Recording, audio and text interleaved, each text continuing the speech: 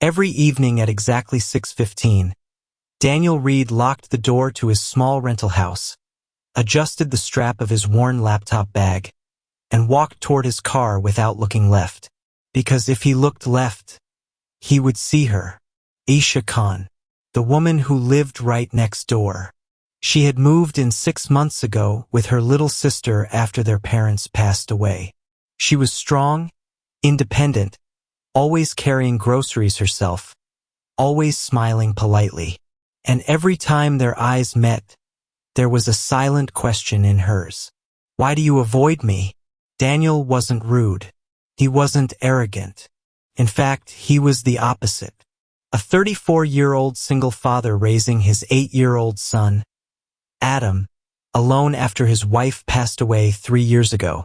Life had turned him into a quiet warrior, working 2 jobs, cooking dinner, helping with homework, fixing broken faucets at midnight. He didn't have space for distractions, especially not someone like Aisha. The first time she tried to talk to him was when his trash bin rolled into her driveway during a storm. "Hi, you can just knock, you know," she had smiled. Daniel picked up the bin quickly. "Sorry, won't happen again." And he walked away. He heard her sigh behind him. What she didn't know was that Daniel had already noticed everything about her. The way she watered her plants at sunrise. The way she laughed loudly at her sister's jokes. The way she sat alone on her porch some nights, staring at the sky like she was talking to someone who wasn't there anymore. He noticed. That was the problem. Daniel had made a promise at his wife's grave. Adam comes first. No one else. No heartbreak. No risk. No emotional storms. And Aisha? She felt like a storm. One Saturday afternoon, Adam was playing outside when his ball rolled into Aisha's yard. "Baba, can I get it?" Adam shouted. Before Daniel could respond, Aisha had already picked it up. She walked toward the fence, smiling at Adam. "You must be the famous Adam." Daniel froze. "Famous?" Adam giggled. "Your dad talks about you when he's on phone calls." Very proudly. Daniel's heart skipped. She had heard him. He stepped forward quickly, taking the ball from her. "Thank you." Aisha didn't move away this time. Instead, she looked directly at him. "Why do you avoid me?" The question hung in the air. Adam looked between them, confused. Daniel swallowed. "I don't." "You do," she said softly. "Every time I try to say hello, you disappear." He couldn't tell her the truth. He couldn't say, "Because when I look at you, I feel something I'm not allowed to feel." So instead, he said, "I'm just busy." She studied him for a moment. You know, being busy and being afraid aren't the same thing. Her words hit deeper than she realized. That night, Daniel couldn't sleep. Adam was curled beside him after a nightmare, and Daniel stared at the ceiling thinking about her words. Afraid. Was he afraid? Or was he protecting what little stability he had left? The next morning, everything changed. At 3 a.m., Daniel heard shouting outside. He rushed to the window. 2 men were arguing in front of Aisha's house. One of them was her uncle, the only relative who had objected to her living alone. Daniel saw fear in her eyes through the porch light. Without thinking, he stepped outside. "Is there a problem?" Daniel asked firmly. Her uncle glared at him. "This is family matter. It's happening in front of my son's house," Daniel replied calmly. "That makes it my concern." The argument ended quickly after that. The men left. Aisha stood frozen on her porch. "Thank you," she whispered. Daniel nodded and turned to go back inside. "Daniel," she called. He stopped. "You're not avoiding me because you don't care," she said quietly. "You're avoiding me because you do." He didn't answer, because she was right, and that terrified him. Chapter 2. The truth he couldn't say. After that night, things shifted. Daniel still kept distance, but it was thinner now, more fragile. Adam started talking about Aisha auntie constantly. She makes the best lemonade. She helped me with math. She said I draw like an artist. Daniel watched carefully. He saw how gently she treated his son, how she never crossed boundaries, how she respected the invisible walls he had built. And slowly those walls began to crack. One evening, Adam developed a high fever. Daniel panicked. His car wouldn't start. It was pouring rain. He didn't want to knock on her door, but he had no choice. When Aisha opened it, one look at Adam in his arms was enough. "I'll drive," she said immediately. At the hospital, she stayed. She didn't leave when Daniel told her she could go home. She didn't ask for credit. She simply sat beside him while Adam slept. At 2 a.m., in the quiet hospital hallway, she spoke softly. "You don't have to do everything alone." Daniel's voice cracked for the first time in years. "If I let someone in, and they leave, my son can't survive that again."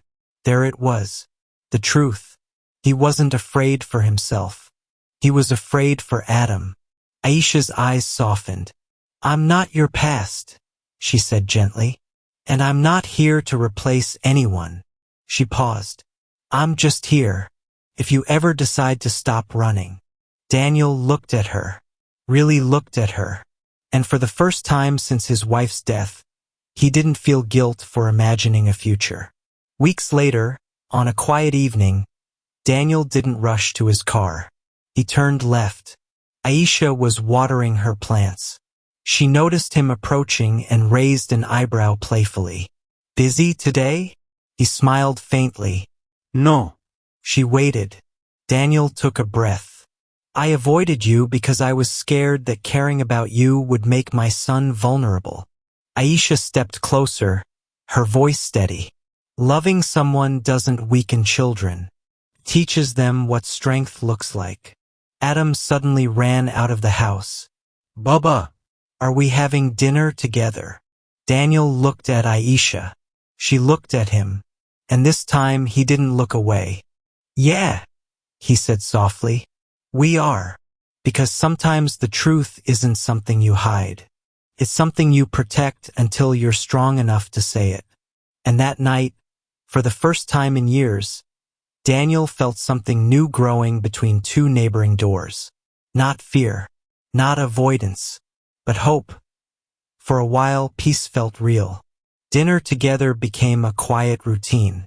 Nothing dramatic, nothing rushed, just simple evenings, shared meals, Adam's laughter echoing between two homes, and conversations that felt safe. Daniel allowed himself small steps. He would sit on Aisha's porch now. He would stay a little longer. He would smile without immediately checking himself. But life rarely lets healing happen without a test. One afternoon, as Daniel returned from work, he saw a black SUV parked outside Aisha's house.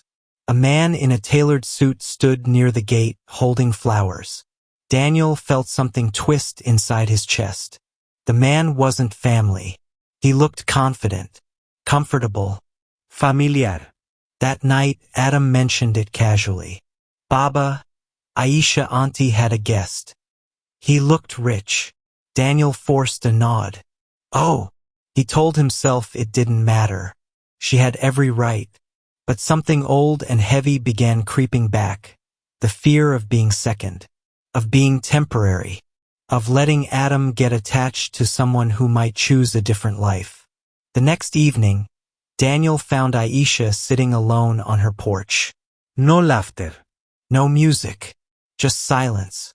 He almost turned back. Almost. But then she spoke without looking at him.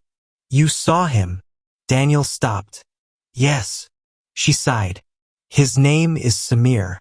Our families once planned for us to marry." The air shifted. Planned. Past tense. "He came back," she continued. "Now that I've inherited my parents' property, he suddenly remembers he loves me." Daniel clenched his jaw. And? He asked carefully. And I told him no. Daniel looked at her, surprised. She finally met his eyes. I've already chosen the kind of life I want. The words hung there, heavy and intentional. Before Daniel could respond, Samir stepped out from behind the SUV. He had heard enough. You're choosing this? Samir scoffed, glancing at Daniel's modest house. A widower with baggage? Daniel felt the old instinct to retreat, to avoid, to stay silent. But something was different now. Adam was watching from the doorway, and Aisha was standing alone between two worlds. Daniel stepped forward calmly. My son isn't baggage, he said evenly. He's my greatest responsibility. Samir smirked. And can you give her what she deserves? Daniel didn't answer immediately, because wealth wasn't something he could compete with. Instead, Aisha did. I don't measure worth in cars, she said sharply. I measure it in character. Samir's expression hardened. You'll regret this. Maybe, she replied, but it will be my regret. The SUV drove away. Silence returned. Daniel turned to go inside, but Aisha grabbed his hand. Not dramatically, not desperately, just firmly. You don't get to walk away again, she said softly. Not when things get complicated. Daniel looked at their joined hands. Complicated. That word used to scare him. Now it felt honest. I'm not rich, he said quietly. I know. I come with responsibilities. I know. I'm still healing. I know. Her grip tightened slightly. I'm not asking you to promise forever, she said. I'm asking you to stop deciding for me. That hit deeper than anything. He had spent years protecting Adam by controlling every risk. But love wasn't something you could control into safety. It required trust. That night, Daniel sat beside Adam's bed after putting him to sleep. Baba, Adam whispered sleepily. Aisha, Auntie makes you smile. Daniel's throat tightened. Is that okay? Adam asked. Daniel brushed his son's hair back gently. Yes, he said honestly. It is. The next morning, Daniel did something he hadn't done in 3 years. He took down his late wife's framed photo from the hallway, not to hide it, not to replace it, but to move it into his bedroom. To make space. Not erase. Make space. That evening, he walked next door without hesitation. Aisha opened the door. No surprise this time. No question. I can't promise perfection, Daniel said quietly, but I can promise honesty, and I won't run.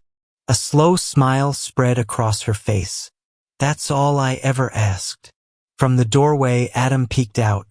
Does this mean we're neighbors forever? He asked. Daniel looked at Aisha. She nodded gently. Looks like it, Daniel replied. And for the first time, avoiding wasn't an option. Because sometimes the truth you can't say becomes the future you choose to build.